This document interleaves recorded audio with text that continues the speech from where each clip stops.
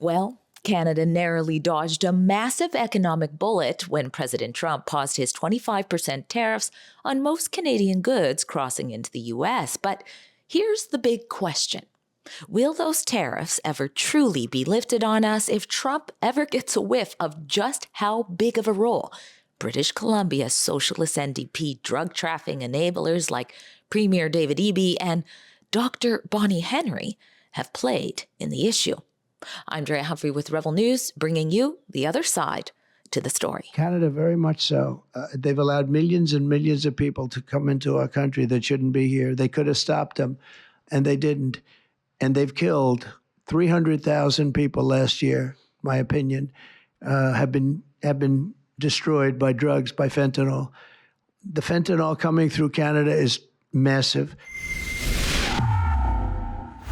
Did you know that before it was paused, Trump's February 1st executive order imposing duties to address the flow of illicit drugs across our northern border specifically identified BC, which it shares 3 borders with, as a culprit in the drug flow issue?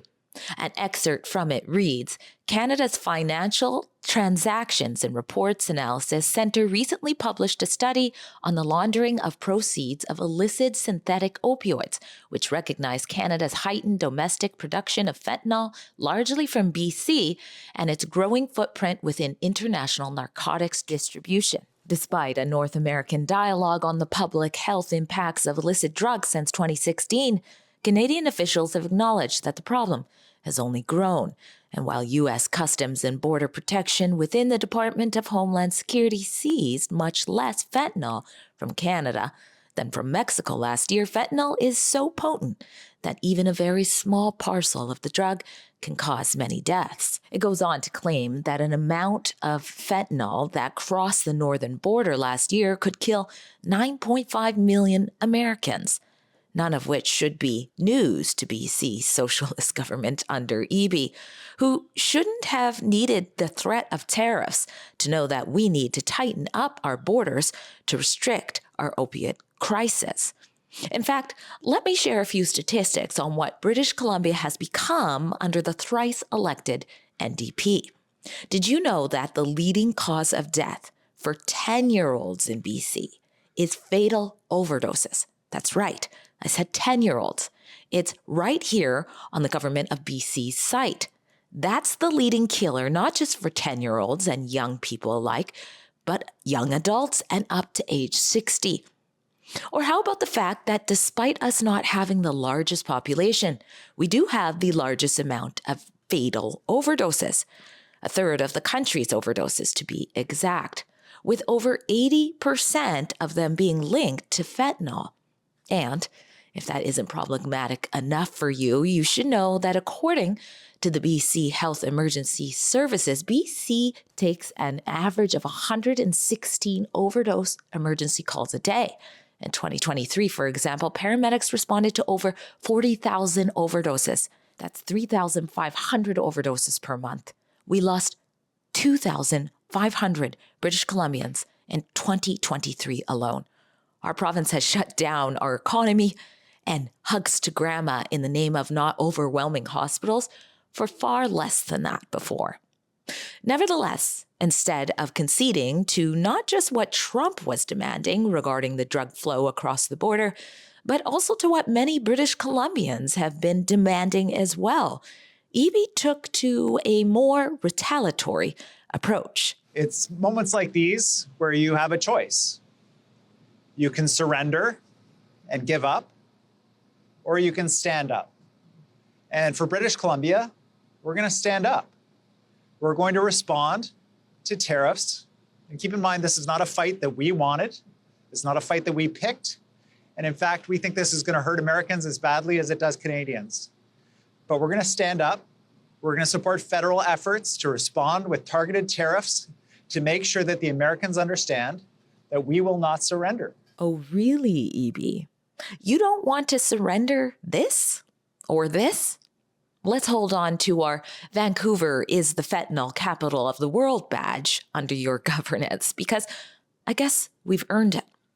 EB's idea of pushing back consisted of ideas like recommending the pulling of American alcohol from the shelves, in many cases alcohol that we had already purchased to be on those shelves, and directing the province not to buy any more, or encouraging British Columbians to boycott the US altogether by maybe changing your vacation plans to visit somewhere else more worthy. But I really do think that for Canadians right now, when you're planning your March break vacations, when you're planning your summer vacations, if the tariff threat is realized, the deliberate economic attack on families in our province, in our country, by the President of the United States, that we should really be thinking carefully about spending our money in that country.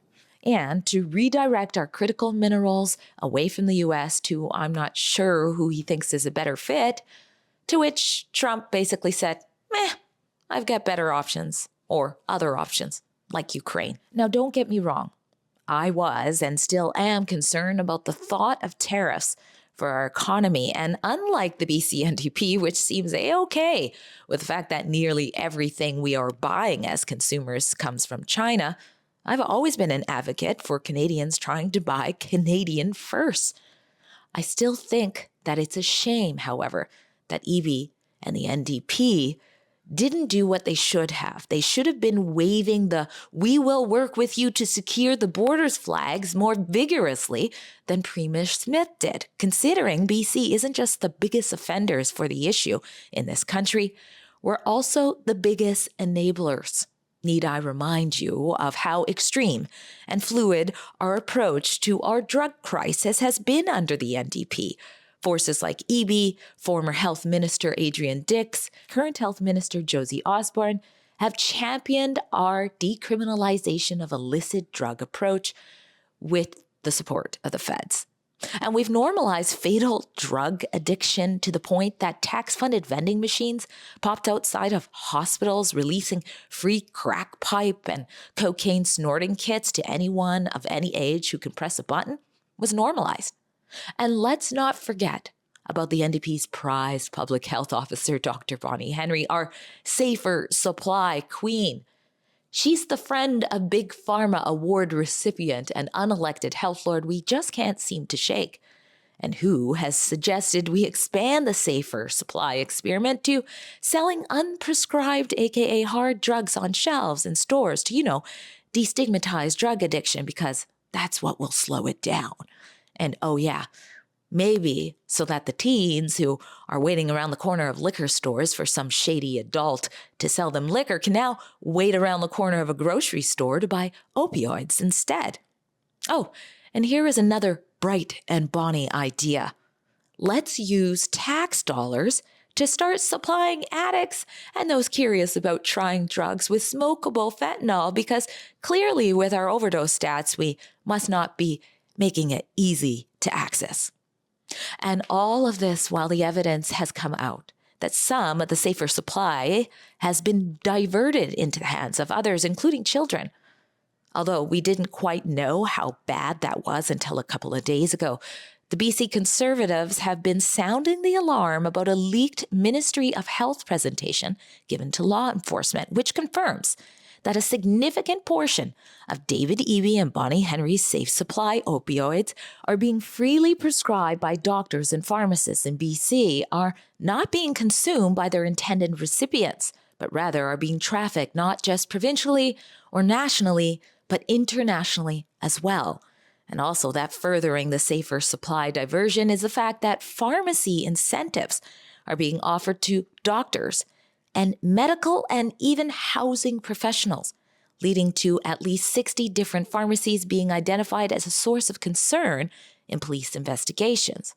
So wait, if the BC government is funding, organizing, and allowing the incentivizing of a mass safer supply ring that they know is being diverted across many borders, doesn't that make our government the biggest drug traffickers we have?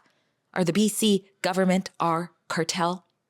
As you likely know, as part of the negotiations before Trump paused the tariffs, Trudeau promised to implement a fentanyl czar, which will be tasked with ensuring that we work to curb the flow of toxic drugs across our borders. But as the leader of the Conservative Party of BC, John Rustad, so eloquently pointed out on X, British Columbia already has a fentanyl czar, and her name is Dr. Bonnie Henry, and she's focused on promoting the spread of fentanyl instead of stopping it, it seems. If Trump catches wind of that, I wouldn't be surprised if he re-slaps us with tariffs, pending the firing of BC's fentanyl czar Bonnie Henry, and maybe even her ally, David Eby, as well. Would you? Drea Humphrey here with Rebel News, and if you enjoy me ranting about politics and issues of the day, perhaps you'd enjoy going on vacation with me as well. Not just me, but my Rebel colleagues as well. We are going on a cruise together to Alaska this summer for a vacation of a lifetime, and you have a limited amount of time to buy your ticket to join us. So head to rebelnewscruise.com and I'll see you there.